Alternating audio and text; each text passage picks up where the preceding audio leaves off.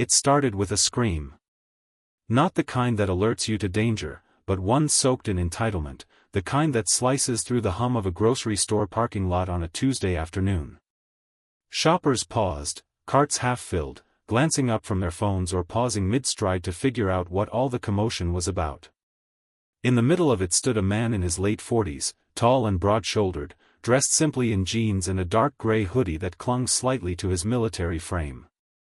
His expression was blank, calm, almost stoic, like someone used to ignoring chaos. His name was Jackson, though hardly anyone in that lot knew him. If they did, they might have also known he'd served 3 tours overseas. They might have known he was almost entirely deaf due to an IED blast that took out his convoy in Kandahar 7 years ago. But all the angry woman saw was a man standing silently next to a handicap-accessible truck, not reacting to her shrill demands for attention. Jackson hadn't heard her approach. He hadn't heard the first, second, or even third shout. His mind was focused elsewhere, on his service dog, Echo, a sleek black lab trained to retrieve items and help him navigate a world that rarely made accommodations for silence. Echo had just trotted across the parking lot to return a shopping cart, something Jackson had trained him to do using short leash signals and hand gestures. It was a small routine, but one of many that gave Jackson a sense of independence most people take for granted. He'd parked in a legally marked disabled space, using the placard registered to him, right between 2 sedans in the middle row. As he waited for Echo to return, he noticed the way people were reacting around him, eyes widening, phones slipping into hands, that subtle ripple of attention forming.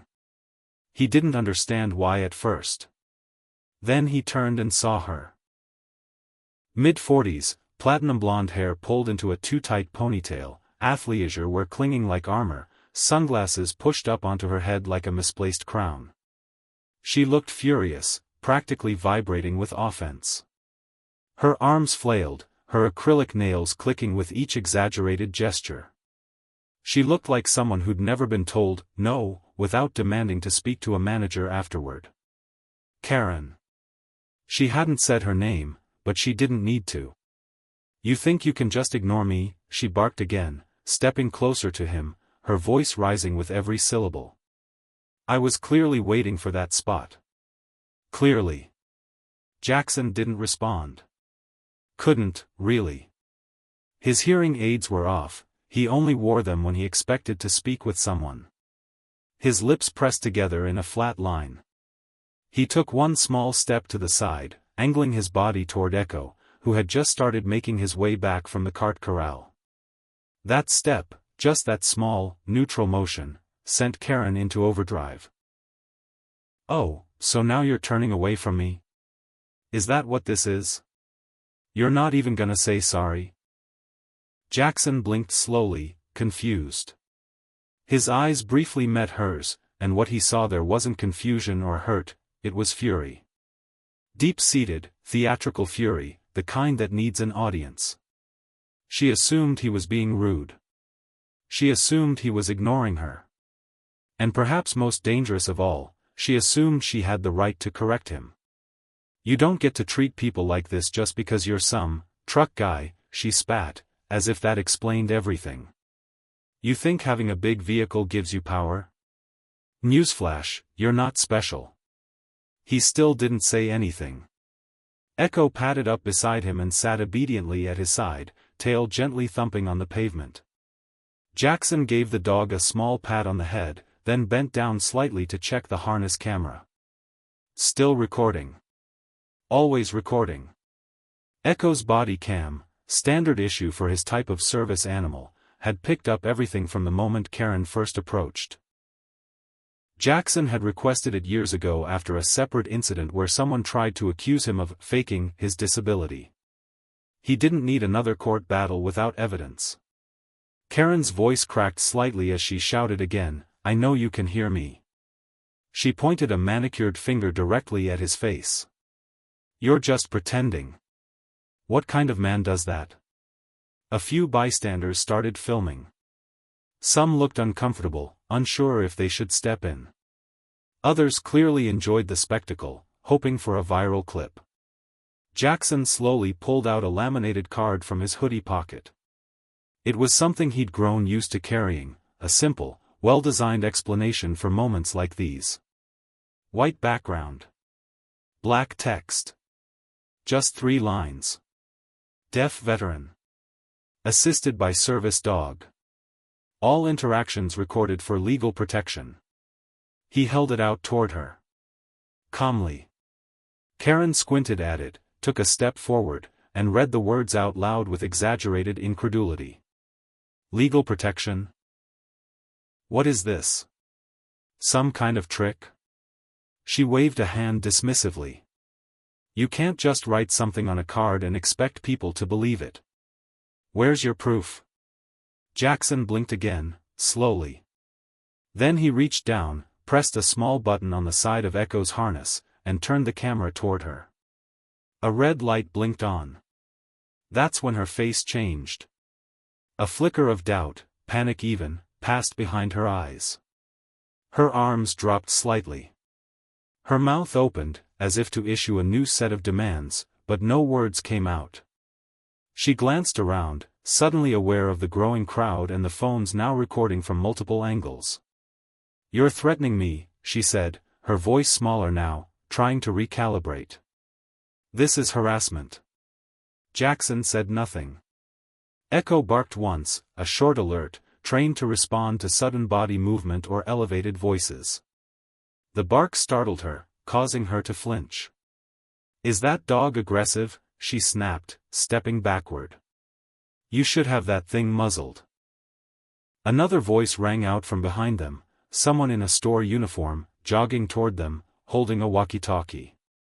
The manager. Mid-30s, face concerned, glancing between Jackson and Karen with obvious confusion. Ma'am, we need you to calm down, the manager said firmly, stepping between them. Sir, are you okay? Jackson handed over his laminated card again, and the manager read it quickly, eyes widening a bit. Karen puffed up her chest. He stole my parking spot and now he's trying to intimidate me with his dog camera. This is ridiculous. The manager raised an eyebrow. Ma'am, I just reviewed the security footage. You weren't signaling for that spot. He backed in while you were still on the far side of the lot. Karen's jaw dropped. That doesn't matter. He knew I wanted it. Jackson turned to face the manager and signed slowly, not safe here. Please call police. The manager nodded. Already on their way. Karen looked like she'd swallowed a lemon whole. Wait, the police? Are you serious? He's the one who. But no one was listening anymore. The crowd wasn't on her side. Not this time. You think you can ignore me because you're some big man in a truck? The words came sharp and angry, slicing through the warm afternoon air like glass. Karen's voice was practically screeching now, her tone climbing from annoyance to pure rage. Her hands were on her hips, her posture rigid, like a school principal ready to scold a disobedient child. Jackson still didn't react. Not in the way she expected, anyway. He didn't raise his voice. Didn't defend himself. Didn't roll his eyes or throw out some sarcastic remark. He just stood there. Still, calm, unmoved. His hands remained by his sides, one gently resting on the harness of his service dog, Echo, who sat loyally beside him, ears alert but body relaxed. But to Karen, that silence was infuriating. In her mind, it wasn't the silence of a man who couldn't hear. It was the silence of someone challenging her perceived authority. And that, more than anything, enraged her. She took a step closer, now within arm's reach of him, and gestured wildly. Don't play dumb with me. You knew I was waiting for that spot. I had my blinker on. Everyone saw it. No one had seen it. And even if they had, Jackson couldn't have noticed. His focus had been entirely on guiding his service dog, who helped him do basic tasks most people never thought twice about. Backing into that parking space was something he'd done slowly, carefully, like always. He didn't see any car with a blinker. And even if he had, he was within every legal right to park there. Jackson glanced down at Echo, giving a slight hand signal. Echo adjusted his stance, eyes now tracking Karen more closely. The tension was building, not in Jackson, but in her. She needed a reaction like a fire needs oxygen. And he was denying it. "Don't look away from me," Karen suddenly shouted. Then, she did it. She shoved him. It wasn't hard enough to knock him down, but it wasn't a light push either. It was the kind of aggressive, chest-level shove that said, "I want control." Echo immediately barked, a short, clipped sound. Not aggressive. A warning. Trained. Alerting. People around them gasped audibly. "Ma'am," someone shouted from a few feet away. "You just shoved him." Another woman stepped forward, visibly shaken. "He's a veteran. He's got a service dog. What is wrong with you?" Karen didn't back down. Her face flushed a deep, furious red. "He provoked me," she yelled, trying to justify herself. He was smirking. He stood there like I didn't exist. That's emotional abuse. Jackson didn't move. Not even to touch the area she'd pushed. He didn't flinch. Didn't show pain. Just looked at her, blankly, as if he were staring through a glass wall that separated him from the rest of the world. Echo shifted again, a low whine escaping his throat. He could sense Jackson's heart rate rising, even if it didn't show on his face. Karen, oblivious to everything except her own perceived injustice, turned to the crowd. "Are you people seriously defending him? He's playing you all. He's not deaf. He's faking. Anyone can carry around a dog and a laminated card and pretend." A silence fell over the group. Thick. Heavy. Awkward. Jackson, slowly and deliberately, pulled out his phone. He typed something and turned the screen toward a nearby bystander. The man looked down, read it, and then looked back up with wide eyes. "He's deaf. Like, really deaf. He says the dog's body cam got all of this." Karen's face twitched. "Body cam?" "Yeah," someone else added, nodding toward Echo. "It's on his dog's harness. Red lights blinking. It's recording." Karen glanced down and saw it, the tiny high-resolution camera, about the size of a thumbprint, positioned neatly above the dog's ID tag. A red LED flashed in steady rhythm. Her eyes widened. That's invasion of privacy," she snapped, suddenly scrambling to regain control. "He didn't tell me I was being recorded." "Doesn't have to," the man with the phone said. "This is a public place. And it's a body cam for safety. Especially for someone with a disability." Karen faltered, like someone had just pulled a rug out from under her. Her mouth opened slightly. Her bravado began to slip, but only for a second. She quickly pivoted. "This is harassment. You're all ganging up on me. He parked in my spot and now he's threatening me with cameras and a dog." Her voice cracked on the last word. "You walked up to him," someone else said. "And shoved him. He was taunting me. Playing dumb. I'm a woman. I have every right to stand up for myself," she barked. A teenage boy recording the scene muttered, not so quietly, "Yeah, and he's a disabled vet. You shoved a deaf guy because he didn't hear you yelling. That's not standing up for yourself. That's assault." Karen turned on him. "You little punk. You don't know anything, this isn't your business." The store manager reappeared then, flanked by 2 employees. He looked at Jackson first, giving a polite nod, then turned to Karen. "Ma'am, we've reviewed some of the parking lot camera footage. You weren't signaling for that spot. And you weren't even near it when this gentleman parked. Also, multiple witnesses said you shoved him. We've called the police. They're en route." Karen's face crumpled for a second into something that looked like fear, but only for a second. She straightened again, lifting her chin. "I'll tell them exactly what happened," she said, folding her arms tightly. "He threatened me. This is a setup. These people are all biased. He's trying to make me look bad." Echo sat down again, completely relaxed now, tail wagging faintly as if sensing his job was mostly done. Jackson gave the manager another brief nod and signed a few gestures. The manager turned back to the staff. "Get security. Make sure no one leaves until the officers arrive." Karen looked around, suddenly realizing she wasn't going to just walk away. Not this time. No quick exit. No smug apology.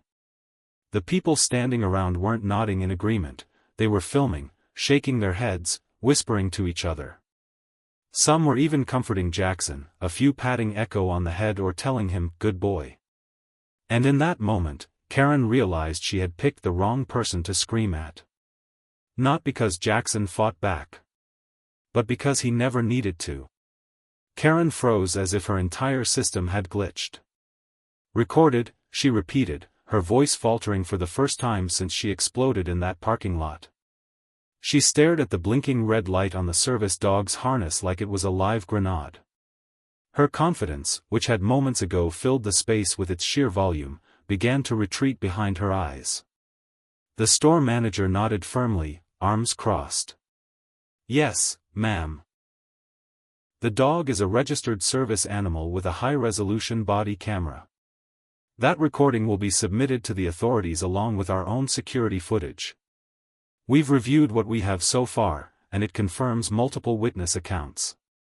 Karen's lips parted as if she was about to respond, but all she managed was a shaky, "That's not fair." "It's perfectly fair," the manager said calmly.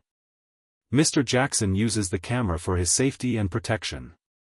And based on what we've seen, he had every reason to."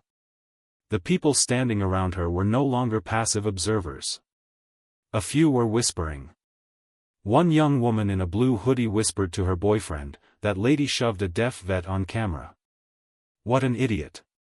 Another shopper, an older man with a veteran's cap, shook his head and muttered, "She's lucky he didn't press charges right there." Karen's eyes darted from person to person. Her breathing had quickened. She was losing her audience. Worse, they were siding with the man she'd tried to humiliate. The one who never said a word to her, never raised a hand, never shouted.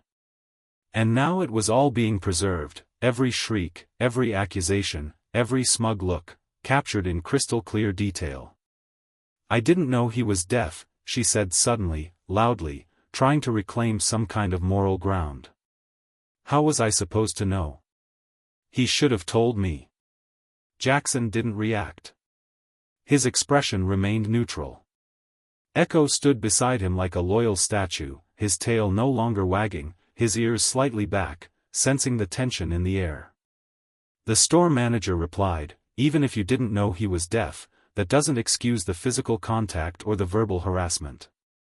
And again, multiple witnesses said you were the aggressor. The police will handle it from here." As if on cue, two officers pulled up in a squad car, the lights on but the sirens off. They stepped out, both with calm, steady movements, and approached the scene. One officer was a tall man with a shaved head, the other a woman in her early 30s with a badge that read, "Martinez." "Afternoon," the male officer said, looking around. "We got a report of a disturbance involving a possible assault and a disabled individual." "Who called it in?" "I did," the store manager said, stepping forward. "And I also have security footage from our cameras." The service dog also recorded the altercation. Officer Martinez raised an eyebrow. "Service dog footage?" The manager nodded and gestured toward Jackson. "That's Mr. Jackson. He's a deaf veteran. His service dog is equipped with a certified body cam. It caught the entire confrontation. Including when he pointed to Karen, shoved him." Karen opened her mouth again, but Martinez cut her off gently but firmly. "Ma'am, we're going to ask you to take a step to the side while we gather statements and review footage. We'll give you a chance to explain your side." "I want to explain," Karen said hastily, her voice cracking under pressure. "He parked in my space. He ignored me. He didn't even acknowledge me." Martinez nodded once. "Understood. But for now, let's keep things calm and organized."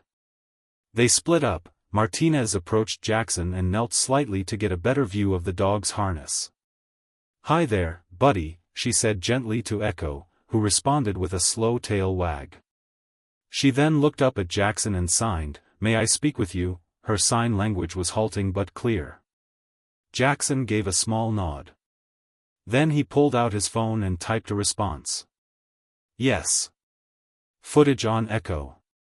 External copy saved to cloud. I was shoved. I didn't respond. Didn't speak. Didn't hear her." Martinez read it carefully, then nodded.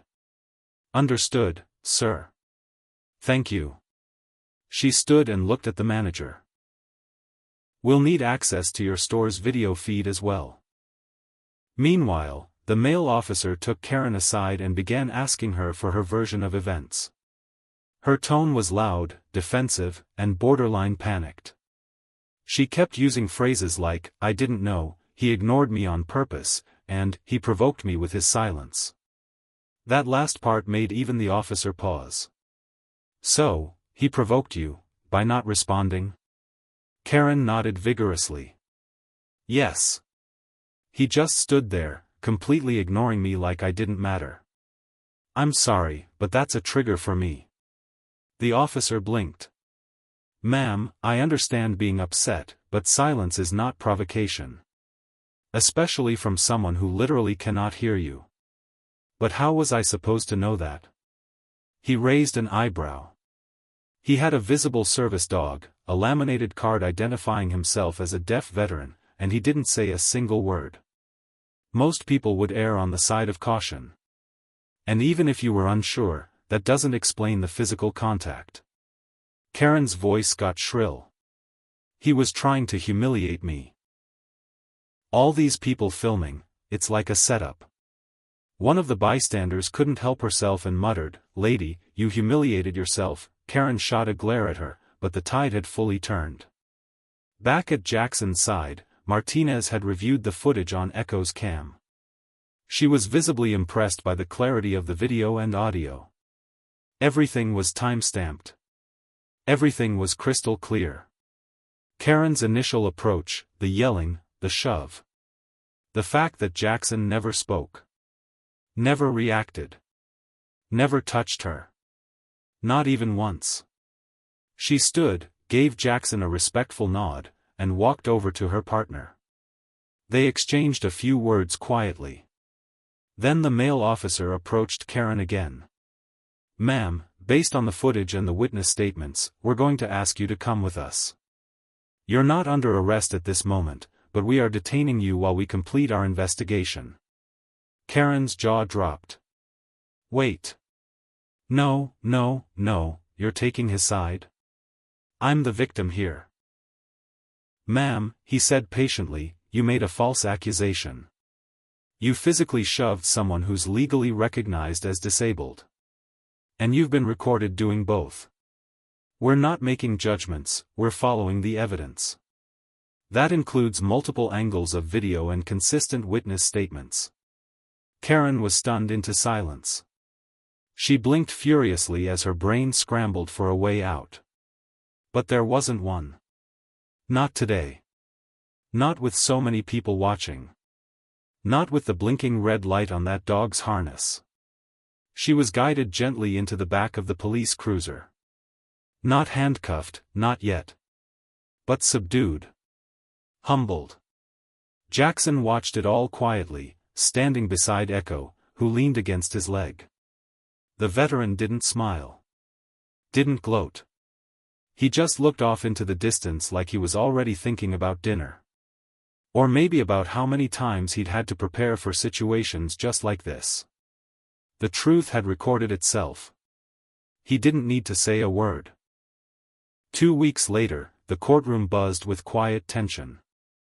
It was a modest space, high ceilings, wooden benches, and a slightly outdated PA system that buzzed faintly when no one was speaking. People whispered among themselves as the bailiff called the next case, but all eyes were on the man sitting silently at the plaintiff's table. Jackson sat upright, his posture straight but relaxed. He wore a clean navy blue blazer, a simple collared shirt beneath it, and dark slacks. His service dog, Echo, rested quietly at his feet, his head tucked down but his ears perked up slightly, always alert. On the table in front of Jackson sat a slim laptop and a flash drive, the one containing the footage from that infamous parking lot confrontation. Across the aisle, Karen shifted uncomfortably in her seat. Her hair was less styled now, her makeup lighter, her clothes less flashy, more like someone trying to look responsible, put together, harmless. But nothing about her expression was calm. She kept glancing around the courtroom like she was hoping someone, anyone, might swoop in and get her out of this. Her lawyer, a man with thinning hair and tired eyes, whispered something to her, and she nodded rapidly, hands clenched tightly in her lap. The judge, a woman in her early 50s with a no-nonsense tone and a sharp gaze, entered the courtroom and called for order. After the opening formalities, the trial began. Jackson's legal advocate, a quiet but sharp pro bono attorney named Lauren, stood and addressed the court. Her voice was clear, precise, and she got straight to the point. Your Honor, my client, Mr. Jackson, is a decorated veteran who has endured significant trauma and permanent hearing loss in the line of duty. He has never asked for pity, only the right to live in peace and dignity, free from harassment and false accusations. The events of that day were captured in full by his service dog's legally registered body cam, and the footage will demonstrate the truth far better than any argument I could make. With the court's permission, the video was played. There was no dramatic music. No edits. Just raw, unfiltered truth. The courtroom watched as the footage began with a calm scene, Jackson standing beside his truck, waiting for his dog to return with a shopping cart. Then came Karen's approach, her voice loud and aggressive from the start. They watched her rant, accuse, shout, and finally shove him. They heard the witnesses stepping in. Saw the arrival of the store manager. Heard Karen call him a faker and claim he's pretending not to hear her. Saw the moment realization hit her when the body cam was revealed. Saw the officers arrive. Heard the judgment in her voice, the flailing excuses, the spinning narrative. Jackson never said a word in the entire video. He never moved toward her. Never raised a hand. His only actions were calm, defensive, and passive. The contrast was stark. Jarring, even. It left no room for speculation. The courtroom was silent when the video ended. Karen's lawyer stood and began his defense. He spoke of emotional distress, of how Karen had overreacted in the heat of the moment, how she had no idea she was dealing with someone hearing impaired, and how her intentions, while perhaps poorly expressed, were never malicious. The judge listened. Patiently. But her face didn't soften. When Karen was asked if she wished to make a statement, she stood up, visibly shaking, and launched into a stammering apology. It was clear she had rehearsed it. Her words hit all the expected notes. I didn't know, I was having a bad day, I let my emotions get the better of me, and finally, I never meant to hurt anyone. But the judge didn't blink. When Karen finished, the courtroom felt heavy with unspoken judgment. The judge leaned forward slightly and spoke directly, her voice firm. Ms. Monroe, ignorance is not a defense for aggression. You physically assaulted a stranger in a public place, loudly accused him of fraud, and incited a public scene, all based on assumptions. You could have walked away at any moment. Instead, you escalated. Karen looked like she might cry. She lowered her head, lips trembling.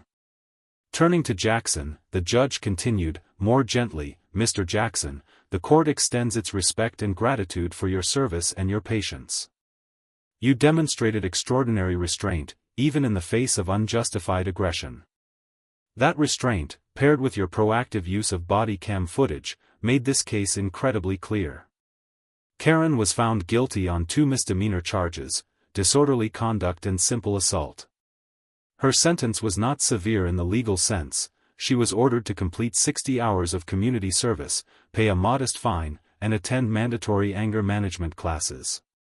But that wasn't the part that made her pale. The judge added an unusual but fitting requirement.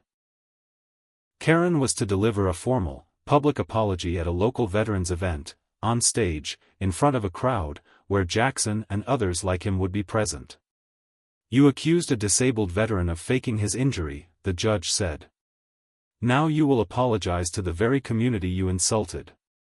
Karen nodded quickly, her eyes locked on the floor. Her lawyer muttered something under his breath that sounded like, this could have been avoided. As the courtroom emptied, a few journalists lingered to speak with the attorneys. One young reporter from a local outlet approached Jackson and raised her voice just enough for him to catch her attention. Mr. Jackson, she said. Can I ask, why didn't you respond that day? Why not defend yourself in the moment? Jackson, who had been mostly silent throughout the proceedings, typed a short message on his phone and handed it to her. It read, sometimes silence is the strongest response. The truth was always on my side. I just needed to let it speak. She smiled softly, nodded, and turned to leave. Later that night, her short article went live. It included a still frame from Echo's footage, Jackson standing calmly beside his truck, the bright red light of the body cam blinking gently in the background. The caption below the image simply read, "He never said a word, and still won." The post went viral overnight. Karen lost more than her court case. Her name, already floating through social media from the initial confrontation, was now permanently attached to one of the most embarrassing public meltdowns caught on tape. Her employer released a statement the next day announcing that she was no longer affiliated with the company. Online sleuths discovered her LinkedIn and began commenting. She deleted all her social media accounts by the end of the week. Meanwhile, Jackson remained as steady and quiet as ever. He didn't post about the case. Didn't celebrate or boast. He returned to his routines, his long walks with Echo, his quiet afternoons working on woodworking projects in his garage. People in town started recognizing him more often, thanking him for his service, offering to buy him coffee, giving him a respectful nod in public. He appreciated it, but never let it go to his head. Fame, like noise, was something he had learned to live without. The only souvenir from that day he kept was the flash drive with the body cam footage. Not because he wanted to relive it, but because it reminded him of something important. Even when the world is loud, even when it screams in your face and demands a reaction, sometimes the best weapon you have is patience. And a quiet dog with a blinking red light.